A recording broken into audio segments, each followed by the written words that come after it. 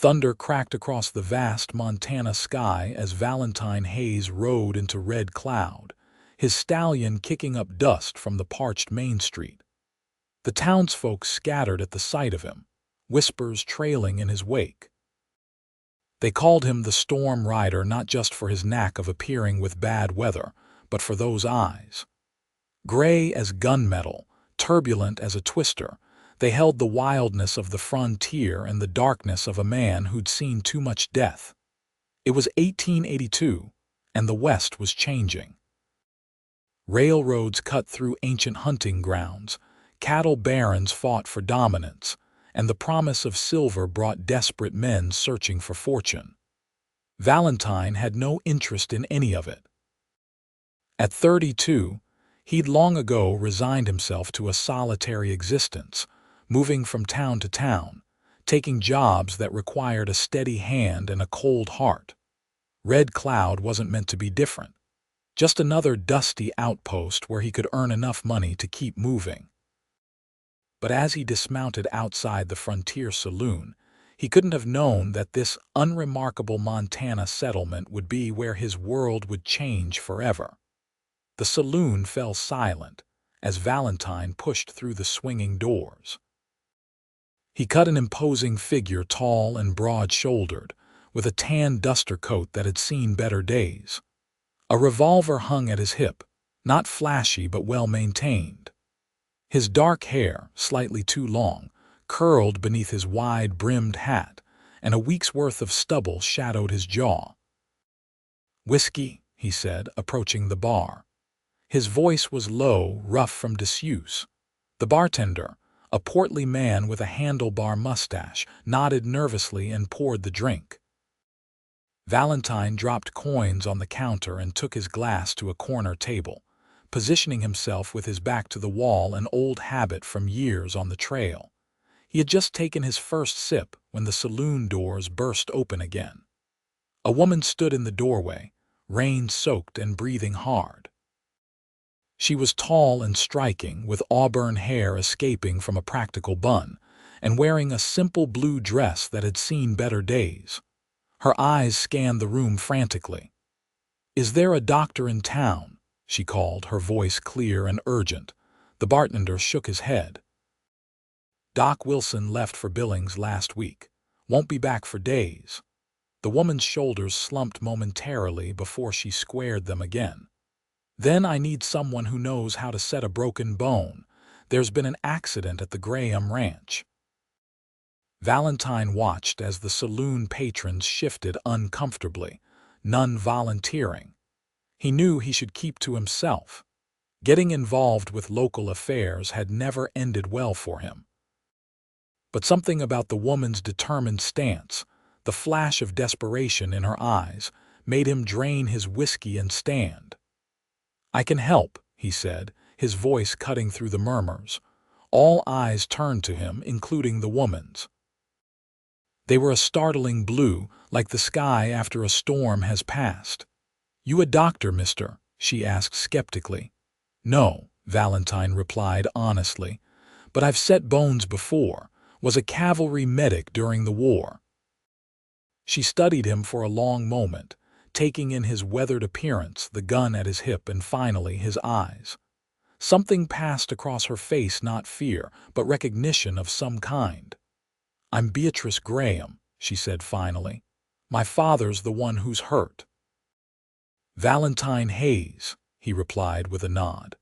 "My horse is outside." 10 minutes later, they were galloping through the rain-soaked countryside, Beatrice riding her own horse alongside him. She led him to a modest ranch about 3 miles outside of town. It wasn't one of the grand cattle operations that were spreading across Montana, but a small homestead with a neat cabin, a barn, and fields that had been carefully cultivated.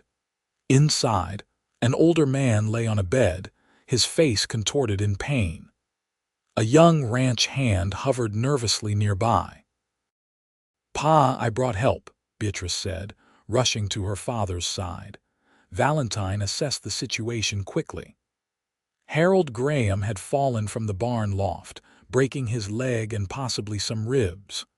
The break was clean and with proper setting should heal well enough. I need clean bandages, 2 straight pieces of wood for splints and your strongest whiskey, Valentine instructed.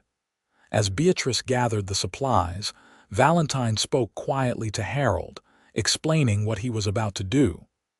The older man nodded grimly, preparing himself for the pain to come. Setting the bone was brutal work.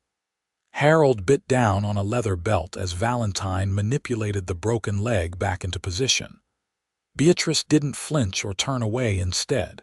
She assisted capably, handing Valentine what he needed and helping hold her father steady. When it was done, Harold passed out from the pain, which was a mercy. Valentine wrapped the splinted leg tightly and checked the man's ribs, binding them as well. He'll need to stay off this leg for at least 6 weeks, Valentine said, washing blood from his hands in a basin Beatrice provided. And he should be watched tonight for fever. Beatrice nodded, exhaustion evident in the slump of her shoulders. Thank you, she said quietly. Most men in town would have stayed in their whiskey. Valentine shrugged uncomfortably. He wasn't used to gratitude. You're welcome to stay the night, she offered. The storm's getting worse and it's a long ride back to town. Valentine's instinct was to refuse, to maintain the distance he always kept. But the rain lashed against the windows and thunder rumbled ominously. Even his experienced horse would struggle in such conditions. I'll sleep in the barn, he said finally. Nonsense, Beatrice replied firmly. We have a spare room. The barn roof leaks something terrible. Too tired to argue, Valentine followed her to a small but clean room at the back of the house. As she turned to leave, she paused in the doorway. Your eyes, she said softly. They remind me of the storms that roll across the plains, so much power and darkness in them. Valentine stiffened, unused to being observed so closely. Most people avoided looking directly at him. A small smile touched Beatrice's lips. Thank you again, Mr. Hayes. Sleep well. After she left, Valentine stood motionless in the middle of the room, her words echoing in his mind. He couldn't remember the last time someone had looked at him and seen anything but danger. Removing his gun belt, he placed it within easy reach and stretched out on the bed, not expecting to sleep. But the rhythm of the rain and the lingering memory of Beatrice Graham's steady gaze lulled him into the deepest rest he'd had in years. Morning brought clear skies and the smell of coffee and bacon. Valentine found Beatrice in the kitchen, already dressed in a simple work dress, her hair tied back practically. Pa's resting, she said, handing him a mug of coffee. No fever, thank goodness. Valentine nodded, accepting the coffee gratefully. I should head back to town, without breakfast. Beatrice raised an eyebrow. I don't think so. Sit down, Mr. Hayes. There was such quiet authority in her voice that Valentine found himself obeying before he'd made a conscious decision to do so. She placed a plate of eggs and bacon before him, then sat across the table with her own breakfast. What brings you to Red Cloud? She asked. We don't get many strangers here. Valentine considered giving her the short answer he usually offered just passing through, but found himself speaking more honestly. Heard there might be work. I'm good with horses and I can handle trouble if it comes. A gunslinger, then. There was no judgment in her tone, just curiosity. Not by choice, Valentine replied, surprising himself again with his candor. But it's a skill that pays. Beatrice studied him over the rim of her coffee cup. Well, as it happens, we need help around here. With Pa laid up, there's more work than Jamie and I can manage alone. Jamie, Valentine learned, was the young ranch hand he'd seen the previous night, barely 18 and eager but inexperienced. I'm not a farmhand, Valentine said. No, but you're handy in a crisis, good with horses by your own admission and currently without employment. Beatrice's blue eyes held his steadily. It would just be until Pa can get back on his feet. Room and board plus fair wages. Valentine should have refused. Staying in one place too long was dangerous for him, and for those around him. He had enemies, men who might track him down seeking revenge for past deeds. And there was the matter of the bounty on his head in Wyoming territory, a misunderstanding, but try telling that to a bounty hunter. Yet something about this place, this woman with her direct gaze and practical manner, made him hesitate. Just until your father recovers, he heard himself say. Beatrice smiled then, a genuine expression that transformed her face and sent an unexpected warmth through Valentine's chest. Then it's settled. Welcome to the Graham Ranch, Mr. Hayes. The days fell into a rhythm. Valentine rose before dawn, tended to the horses, repaired fences, and helped with the endless tasks required to keep the small ranch running. Beatrice worked alongside him often, displaying a strength and determination that continually surprised him. She could rope a calf, mend tack, and negotiate with cattle buyers with equal skill. In the evenings they would sit on the porch, sometimes talking, sometimes in comfortable silence. Harold's recovery progressed well, and he proved to be a gruff but fair man who clearly adored his daughter. She's been running this place since her mother died 5 years back, Harold told Valentine one evening as they sat watching Beatrice check the chicken coop. Too stubborn to marry any of the local boys, though not for lack of offers. Valentine said nothing, but his eyes followed Beatrice's movements, noting the grace with which she moved, the confidence in her stride. Never seen a woman so at home in the wild, Valentine commented, more to himself than Harold. Like her mother that way, Harold replied with a sad smile. Catherine came out here from Boston, a city girl through and through. Everyone said she'd never last, but she loved the openness, the freedom. Said it was the only place she could truly breathe. He eyed Valentine speculatively. Where you from originally, Hayes? Nowhere worth mentioning, Valentine answered, his customary guardedness returning. Harold nodded, not pressing. Well, we all got pasts. It's what a man does now that counts. As April turned to May, the land around the ranch burst into life. Wildflowers carpeted the meadows, and the cattle grew fat on fresh grass. Valentine found himself lingering longer each morning, watching the sunrise paint the mountains in shades of gold and pink. He realized with a start that he was no longer counting the days until Harold's recovery was no longer looking for reasons to leave. The realization unsettled him. He'd never stayed anywhere for more than a few weeks since the war ended. Attachment was a luxury he couldn't afford. One afternoon, as he was breaking a particularly spirited colt in the corral, he sensed Beatrice watching him from the fence. The horse, a magnificent bay with a white blaze, was challenging but not mean-spirited. Valentine worked with him patiently, speaking in low tones, gradually building trust. When the colt finally accepted the saddle without bucking, Valentine led him to where Beatrice waited. You have a way with the wild ones, she observed, reaching out to stroke the horse's nose. Just patience, Valentine replied. And respect. They can sense fear or cruelty a mile off. People too, Beatrice said, her eyes meeting his.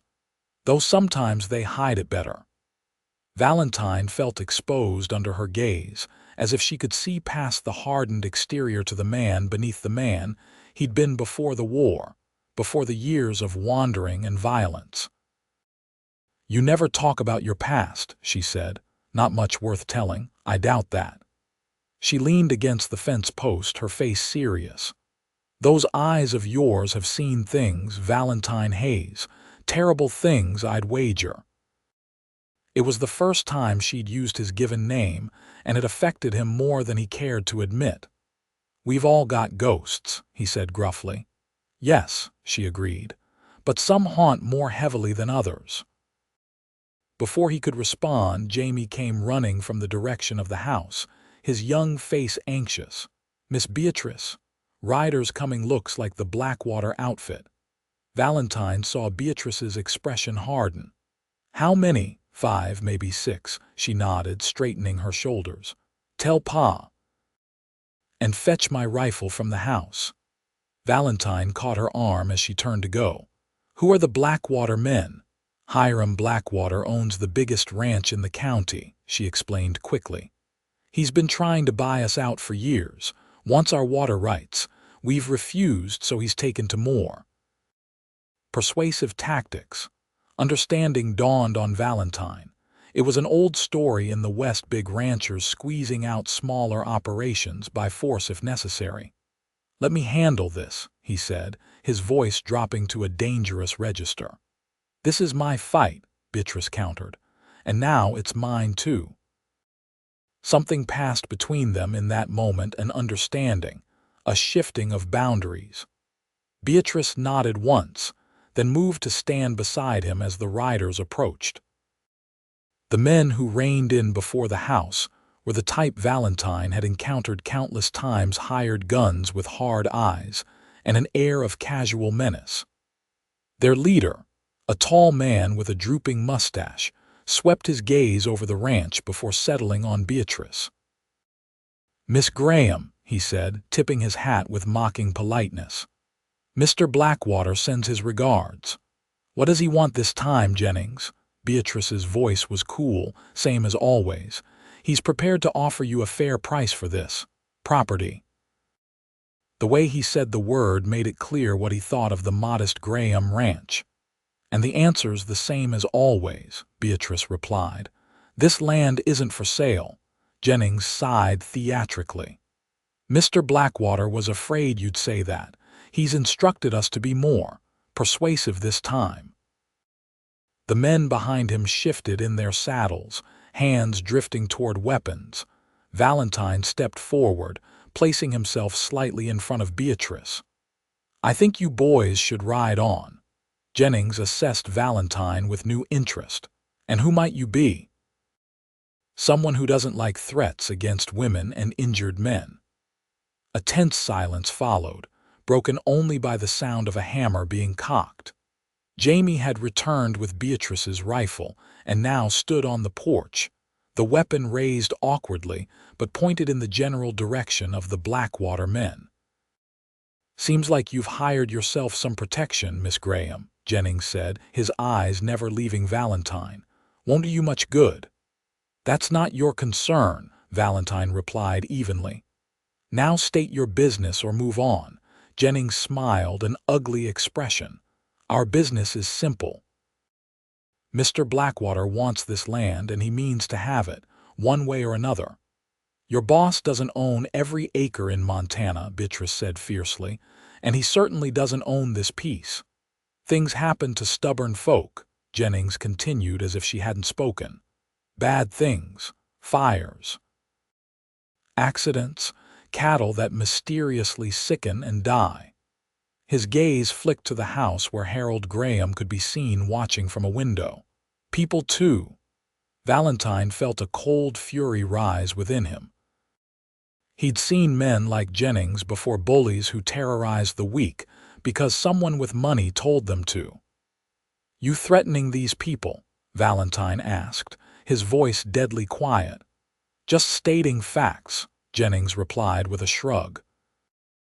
"The smart play would be to take Mr. Blackwater's money and start fresh somewhere else, somewhere safer." Valentine's hand hovered near his gun. The Blackwater men tensed, sensing the shift in the air. For a moment, it seemed violence was inevitable. Then Beatrice stepped forward, placing her hand on Valentine's arm. The touch was light but firm. "Mr. Jennings," she said, her voice steady, "you tell Hiram Blackwater that the Graham Ranch isn't for sale today, tomorrow, or ever. This land has been in my family for 20 years, and it'll stay that way." Jennings' face darkened. "You're making a mistake, girl." "The only mistake would be thinking your threats mean anything to me," Beatrice replied. Now get off my property before I forget my manners entirely." For a tense moment, it seemed Jennings might push the confrontation further. Then he laughed, a harsh sound without humor. "Have it your way," he said, wheeling his horse around. "We'll be seeing you again real soon." The Blackwater men rode off in a cloud of dust, leaving behind an ominous silence. "They'll be back," Valentine said, watching the retreating figures. "I know." Beatrice's expression was grim. "They always come back." That evening, after Jamie had gone home and Harold had retired for the night, Valentine and Beatrice sat on the porch steps, a lantern casting long shadows across the yard. "How long has Blackwater been pressuring you?" Valentine asked. "Started about 2 years ago," Beatrice replied, her gaze fixed on the distant mountains. "At first, it was just offers, generous ones, I'll admit. When we refused, the offers turned to threats. Last winter, our north pasture fence was cut, and we lost a dozen cattle before we found them." "And the law," Beatrice laughed bitterly.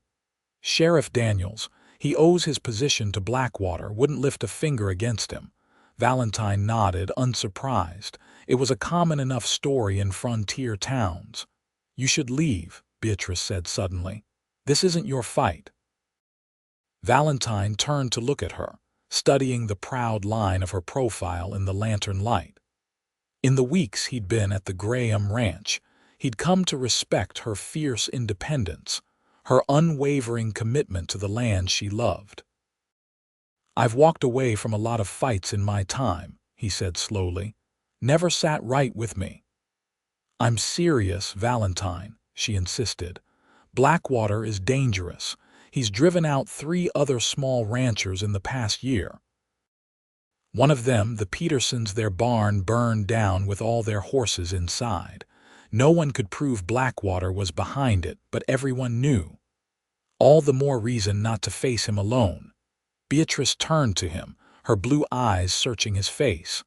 "Why would you risk yourself for us?" "You barely know us." Valentine couldn't answer immediately. The truth was, he wasn't entirely sure himself. He only knew that the thought of riding away, of leaving Beatrice to face Blackwater's men alone, was unthinkable. "Maybe I'm tired of running," he said finally. "Been doing it too long." "Running from what?" Valentine hesitated. He'd never told anyone the full story, not in all the years since it happened.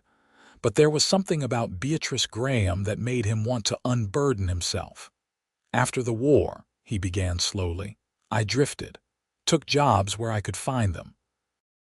Ended up working as a guard for a mining company in Wyoming Territory." Beatrice listened silently, her eyes never leaving his face. "The company was pushing out small claim holders, much like Blackwater's doing here. I didn't ask questions, just did what I was told."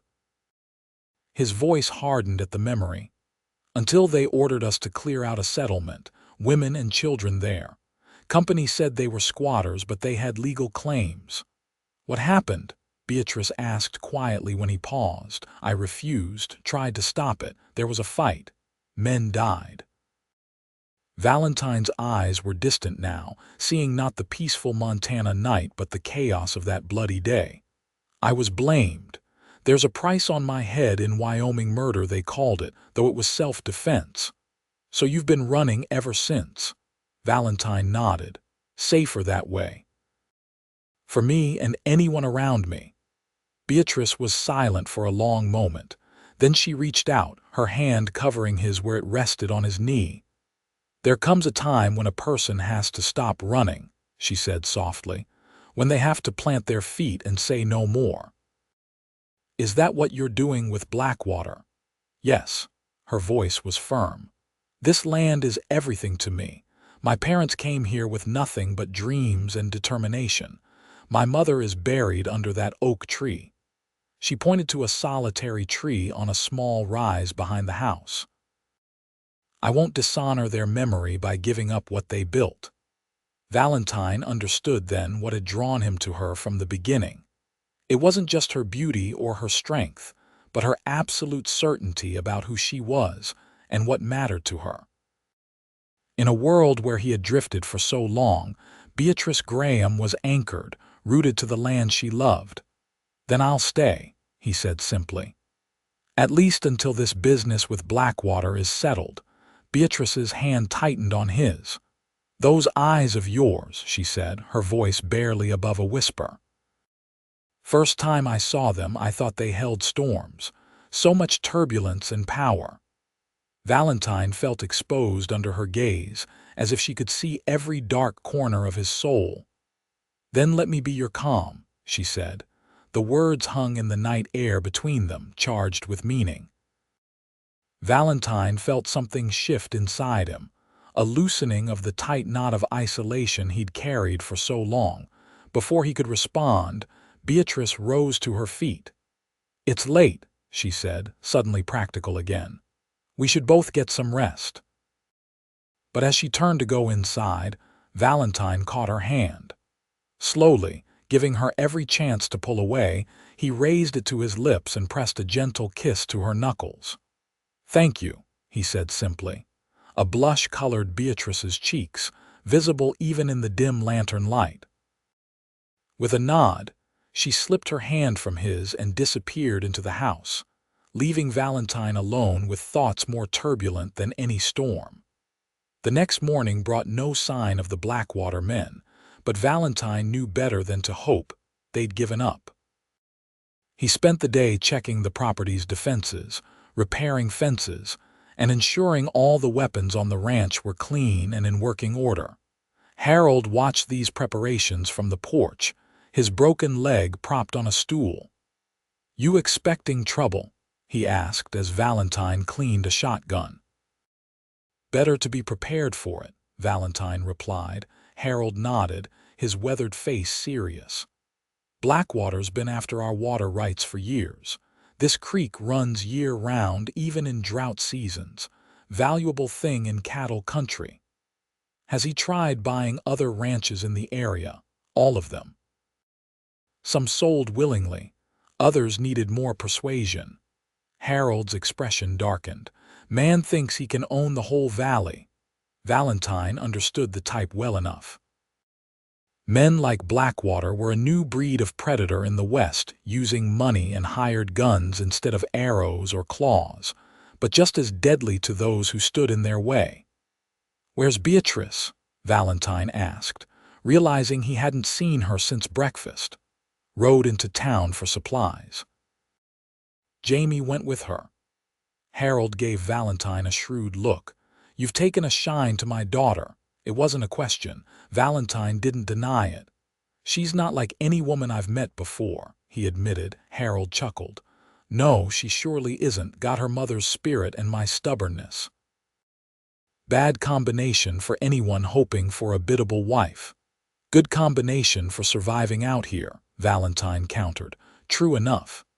Harold studied Valentine thoughtfully. "You're a hard man to read, Hayes, but I've seen how you look at her. And I've seen how she looks at you when she thinks no one's watching." Valentine felt a surge of something unfamiliar, hope, perhaps. He quickly tamped it down. "I'm not the settling type," he said gruffly. "Too many ghosts following me." "We've all got ghosts," Harold replied, echoing Valentine's own words from days before. "Question is whether you let them rule your future as well as your past." Before Valentine could respond, the sound of approaching horses drew their attention. Beatrice and Jamie were returning from town, their horses at a canter rather than a walk. Valentine was on his feet instantly, sensing trouble. He met them in the yard, taking in Beatrice's flushed face and Jamie's anxious expression. "What happened?" he demanded. "Blackwater's men were in town," Beatrice explained, dismounting quickly. "They weren't subtle about their intentions. Jennings cornered me outside the general store, said I had one more chance to sell before things got unpleasant." Valentine felt a surge of cold fury. "He threatened you." Not in so many words, but the meaning was clear enough. Beatrice began unloading supplies from her saddlebags. "And that's not all. The whole town's talking about a new group of men Blackwaters brought in from Wyoming, gunmen with bad reputations. Wyoming. The word sent a chill through Valentine. It could be coincidence, but his instincts told him otherwise. "Did you catch any names?" he asked, keeping his voice level. "Just one. Someone called Dobbs. Apparently he's leading them. Ethan Dobbs." Valentine knew the name well. He'd been a foreman for the mining company, one of the men Valentine had faced on that fateful day. If Dobbs was here, it wasn't just about the Graham ranch anymore. "We need to prepare," Valentine said grimly. "They'll come tonight. How can you be sure?" Jamie asked, his young face pale with fear. "Because that's what I would do," Valentine replied. "Strike when you're expected least." The day passed in tense preparation. Valentine positioned Jamie on the roof of the barn with a rifle, instructed Harold to remain inside the house with a shotgun, and stationed himself and Beatrice on the porch, where they had a clear view of the approach to the ranch. As dusk settled over the land, Beatrice sat beside Valentine, her own rifle across her lap. She changed into practical trousers and a man's shirt, her hair braided tightly back from her face. "You know one of these men Blackwaters hired," she said quietly. It wasn't a question. Valentine nodded, seeing no point in denial. "If it's who I think it is, he has a personal grudge against me. From Wyoming." "Yes." Valentine kept his eyes on the darkening landscape, scanning for movement. "He was there that day." Beatrice absorbed this information silently. Then she reached over and placed her hand over his where it rested on his knee. "Whatever happens tonight," she said, "I'm glad you stayed." Valentine turned to her, struck by the quiet certainty in her voice. In the fading light, her eyes were luminous, reflecting the first stars appearing in the eastern sky. "Beatrice," he began, then faltered, unaccustomed to expressing what he felt. She smiled, understanding in her gaze. "I know," she said simply. "Me too." The moment was interrupted by the sound of a distant rider approaching fast. Both tensed, raising their weapons, but it was Jamie who called down from the barn roof. "It's just one rider. Looks like Bill Turner from town." Bill Turner was the telegraph operator in Red Cloud, a nervous man who rarely left his office. His unexpected appearance at the Graham ranch, especially at this hour, couldn't be good news. Turner reined in his lathered horse before the porch, his round face flushed from the hard ride. "Miss Graham," he gasped, "I came as quick as I could. There's trouble coming." "What kind of trouble, Bill?" Beatrice asked, though Valentine suspected they already knew. "Blackwater's men, at least a dozen of them. They were gathering at the saloon, arming themselves." Turner mopped his brow with a handkerchief. "I overheard them talking. They mean to burn you out tonight."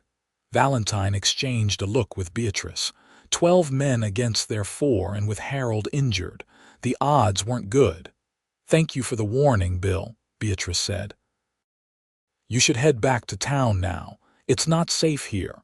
Turner nodded, clearly relieved to be dismissed. "Sheriff Daniels knows what they're planning," he added as he remounted. "He's conveniently decided to ride to Billings tonight." After Turner departed, Valentine outlined his plan. It was simple by necessity. They were outnumbered and outgunned. Their only advantage was knowledge of the terrain and the element of surprise. "Jamie, you stay on the barn roof," Valentine instructed. "Don't fire until I give the signal. Beatrice, you guard the house and your father. I'll set up near the creek crossing. That's the most likely approach." Beatrice shook her head firmly. "I'm coming with you. Jamie can protect Pa." Valentine started to argue, then saw the determination in her eyes and relented. She knew the land better than he did, and he had to admit, having her beside him felt right somehow. As they positioned themselves behind a rocky outcropping overlooking the creek, the night settled fully around them. The moon was a thin crescent, providing just enough light to see by without illuminating their position. "How did you end up here?" Valentine asked softly as they waited. "A woman alone, running a ranch in the wilds of Montana." Beatrice smiled in the darkness. "I wasn't always alone. My parents built this place together. After Mother died, Pa and I managed. He taught me everything: riding, shooting, ranching. No interest in a more conventional life. Husband, children. Conventional has never appealed to me," she replied. "Besides, I've had offers, none worth taking." Valentine considered this. "And what would be worth taking in your estimation?" She was quiet for a moment, thoughtful. "A partner," she said finally. "Not just a husband, someone who sees me as I am and values it, someone who loves this land as I do." The implications of her words hung in the air between them. Valentine felt a tightening in his chest, a longing for something he'd never allowed himself to want. "And you?" she asked. "What does Valentine Hayes want from life?" The question caught him off guard. For so many years, his only goal had been survival, staying one step ahead of his past. "Peace, maybe," he said after a long pause. "Somewhere I don't have to watch my back constantly." "Is that all?" Valentine thought of the way he'd felt these past weeks at the Graham ranch, the sense of purpose, of belonging. The way his heart raced when Beatrice smiled at him. "No," he admitted softly. "Not all." Before he could elaborate, the sound of approaching horses reached them. Valentine tensed, signaling Beatrice to silence. Through the darkness, they could make out a group of riders moving cautiously toward the creek crossing. "I count 10, Beatrice whispered. "2 more probably circling around the back," Valentine replied just as quietly. "Remember, let them get close to the house before we spring the trap." They had dug shallow trenches across the main approaches to the ranch and covered them with branches not deep enough to seriously injure a horse, but sufficient to create chaos and confusion. Jamie waited on the barn roof with a rifle and a supply of lanterns to illuminate the yard when the signal came. The riders crossed the creek and continued toward the darkened house. They moved with the confidence of men who believed their prey was sleeping, unaware of the danger approaching. When the lead riders were just yards from the first trench, Valentine let out a piercing whistle. Instantly, Jamie began lighting and dropping lanterns into the yard, illuminating the scene in flickering golden light. The startled horses hit the covered trenches, stumbling and rearing. Several riders were thrown, and confusion erupted as guns were drawn and shots fired wildly into the night. Valentine and Beatrice opened fire from their position, aiming carefully to wound rather than kill. Valentine had no desire to add more ghosts to those already haunting him. The battle was brief but intense. The Blackwater men, disorganized and exposed, soon retreated back across the creek, dragging their wounded with them. As the sounds of their departure faded, Valentine scanned the battlefield, counting. 8 retreating, he said grimly. 2 down in the yard. And 2 unaccounted for. The ones who circled behind, Beatrice realized with alarm. They raced back toward the house, fear lending speed to their steps. As they cleared the barn, Valentine saw movement on the porch, a man raising a gun toward the door. "Down!" Valentine shouted, pushing Beatrice aside as he fired in a single fluid motion. The man on the porch crumpled, his shot going wide. But even as he fell, another figure emerged from the shadows beside the house, a tall man with a scarred face that Valentine recognized instantly. "Dobbs," he breathed.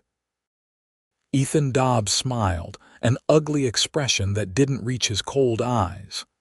"Hayes," he acknowledged. "Been a long time. You're a hard man to find. Not here for the ranch, are you?" Valentine said, keeping himself between Dobbs and Beatrice. "The ranch is Blackwater's business," Dobbs replied with a shrug. "You're mine. Been tracking you since Wyoming. Figured our paths would cross eventually. The men you killed were trying to murder innocent families, Valentine said, his voice hard. I'd do it again. Maybe so. But they were my friends. Dobbs' hand hovered near his gun, and I aimed to settle that score. Valentine felt the familiar calm descend over him, the clarity that came in moments of mortal danger. He was aware of Beatrice behind him, of the weight of his gun, of the distance between himself and Dobbs. "Walk away, Dobbs," he said evenly. "There's been enough blood spilled." Dobbs laughed. "Always the righteous one, weren't you, Hayes? But we both know how this ends." The moment stretched, taut as a bowstring. Then several things happened at once. Dobbs reached for his gun. Valentine drew and fired. And from the porch doorway came another shot. Harold Graham, propped against the frame with his shotgun. Dobbs staggered backward, hit twice by Valentine's bullet in the shoulder and the edge of Harold's shotgun blast. He fell to his knees, his unfired gun slipping from nerveless fingers. "Finish it," he gasped, glaring up at Valentine with hatred in his eyes. Valentine holstered his weapon. "No. I'm done killing for the past." He turned to Beatrice, who stood watching the exchange with wide eyes. "Check on your father," he said gently. As she hurried to Harold's side, Valentine bound Dobbs' wounds and secured him with rope. The man would live to stand trial for this night's work, if nothing else. By dawn, the situation had stabilized. The town doctor, hastily summoned back from Billings, tended to Harold and the wounded Blackwater men. The sheriff, conveniently returned from his trip, had no choice but to arrest Dobbs and the others when confronted with multiple witnesses to their attack. Hiram Blackwater himself arrived at the Graham ranch as the sun rose, his face a mask of controlled fury. He was a large man with an immaculately trimmed beard and the fine clothes of an Eastern businessman. "This isn't over, Graham," he said to Harold, who sat on the porch, his splinted leg propped before him. "Your little victory tonight changes nothing. This land will be mine eventually." "I wouldn't be so sure of that," came a new voice. A tall, distinguished man in a city suit approached from the direction of the road, accompanied by Bill Turner. "Judge Wilson," Harold greeted him, surprised. "Didn't expect to see you here." "Mr. Turner's telegram reached me in Billings," the judge explained. "Thought I'd better see for myself what's happening in my jurisdiction." He turned cold eyes on Blackwater, particularly when it involves armed men attacking a legally owned property.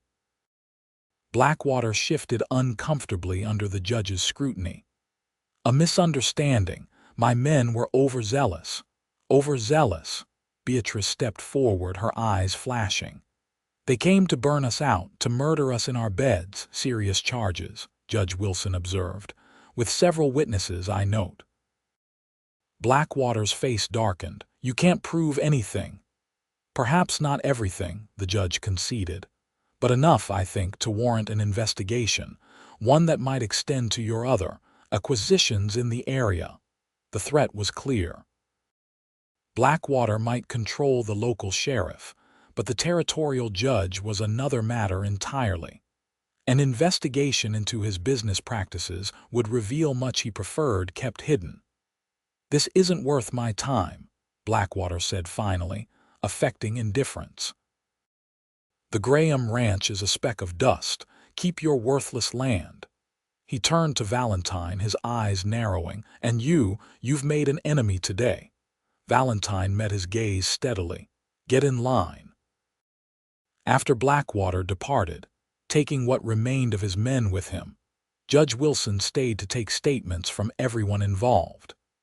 The attack on the Graham Ranch, coupled with similar incidents against other small ranchers, provided the basis for legal action against Blackwater. "He'll fight it," the judge warned as he prepared to leave. "Men like Blackwater don't surrender easily." "Neither do we," Beatrice replied firmly. As the day wound down, Valentine found himself on the porch again with Beatrice. The events of the night had left them both exhausted but too keyed up to rest. "Will he come back?" Beatrice asked, looking out over the land that had nearly cost them their lives. "Blackwater. Eventually," Valentine answered honestly, "but not with guns next time. Men like him have other weapons: lawyers, money, influence." Beatrice nodded, unsurprised. "Then we'll face that when it comes." She turned to him, her expression suddenly vulnerable. "Will you still be here when it does?" The question hung between them, weighted with unspoken meanings. Valentine looked out at the ranch, at the fields where cattle grazed peacefully, the creek glittering in the afternoon sun, the distant mountains purple against the sky. Then he looked at Beatrice, seeing in her blue eyes everything he'd never allowed himself to want. "My whole life," he said slowly, "I've been running from place to place, never putting down roots, telling myself it was safer that way. And now," Beatrice asked softly, "now I'm thinking maybe safety isn't everything." Valentine reached out, taking her hand in his. "Maybe some things are worth the risk." A smile bloomed on Beatrice's face, radiant as the sunrise. "Like what things?" Instead of answering with words, Valentine pulled her gently toward him. She came willingly, stepping into the circle of his arms as if she belonged there. When their lips met, it was like coming home after a long, arduous journey, a sense of rightness, of completion. "I love you," he said when they finally parted, the words strange but right on his tongue. "I think I have since that first night when you looked at my storm-filled eyes and weren't afraid." Beatrice touched his face, her fingers tracing the lines that years of hardship had carved there. "I've been waiting for you," she said simply, "even before I knew who I was waiting for." They married in the autumn, when the aspen trees turned to gold and the air carried the first promise of winter. The ceremony was small. Harold, Jamie, Judge Wilson, and a few neighbors who'd stood by the Grahams during their troubles with Blackwater. Hiram Blackwater had indeed returned to fight for the Graham water rights, but through legal channels this time. The case dragged through the territorial courts for months before Judge Wilson ruled in the Grahams' favor, citing Blackwater's pattern of intimidation and illegal tactics. As for Ethan Dobbs, he stood trial for the attack on the ranch and for older crimes in Wyoming territory. Valentine testified against him, finally clearing his own name in the process. The bounty was officially removed, allowing him to stop looking over his shoulder at last. The Graham Ranch, now the Valentine Hayes Ranch, prospered under Valentine and Beatrice's joint management. They expanded carefully, adding more cattle and improving the irrigation systems. Harold watched with pride as his daughter and son-in-law built on the foundation he and Catherine had laid years before. On their first anniversary, Valentine took Beatrice to a special spot overlooking the valley, a high meadow carpeted with wildflowers where the view stretched for miles in every direction. "I have something for you," he said, pulling a small package from his pocket. Beatrice unwrapped it to find a silver locket. Inside was a tiny painting of the ranch house with the mountains behind it. "It's beautiful," she breathed, tears springing to her eyes. "Home," Valentine said softly as he fastened it around her neck. "Never thought I'd have one again." "Not just a home," Beatrice corrected him, taking his hand and placing it on her abdomen. "A family." Valentine stared at her in wonder as understanding dawned. She nodded, smiling through her tears. "Due in the winter. Your son or daughter will be born on the land their parents love." Valentine gathered her in his arms, overwhelmed by joy and gratitude. As they stood together overlooking their ranch, the afternoon thunderheads gathered over the distant mountains, magnificent, powerful, but no longer threatening. "Your eyes aren't storms anymore," Beatrice murmured against his chest. "They're clear now." "Because of you," Valentine replied, stroking her hair. "You said you'd be my calm, and you are." The years passed, marked by the rhythms of ranch life, calving seasons, harvests, winters spent in the warm kitchen while snow piled outside. Their first child, a daughter they named Catherine after Beatrice's mother, arrived during a December blizzard. 2 years later came a son, Robert, with his father's gray eyes but his mother's steady temperament. Harold lived to see his grandchildren grow tall enough to ride their own ponies, to help with the spring roundup, to carry on the legacy he and Catherine had begun. When he finally passed, peacefully in his sleep at the age of 78, they buried him beside his beloved wife under the oak tree. "They would be proud," Valentine said as he stood with Beatrice and their children at the gravesite, "of what you've built here." "What we've built," Beatrice corrected him, squeezing his hand. That night, as they sat on the porch watching the stars emerge, 12-year-old Catherine asked about the story of how they met. "Pa had eyes like storms when he first came here," Beatrice told her, leaning against Valentine's shoulder. "Wild and dangerous and full of lightning." "And what did you say to him?" Catherine asked, already knowing the answer but wanting to hear the familiar tale again. Beatrice smiled up at her husband, the love of 2 decades shining in her eyes. "I said, 'Then let me be your calm.'" Valentine bent to kiss her, still amazed after all these years that this remarkable woman had chosen him, had seen beyond the hardened gunman to the man beneath. "And she has been," he told his children, "every day since." In the distance, thunder rumbled over the mountains, one of Montana's sudden summer storms approaching. But on the porch of the ranch house, surrounded by the family he'd never dreamed he'd have, Valentine Hayes felt only peace. The storms, at last, were only outside. Within, all was calm,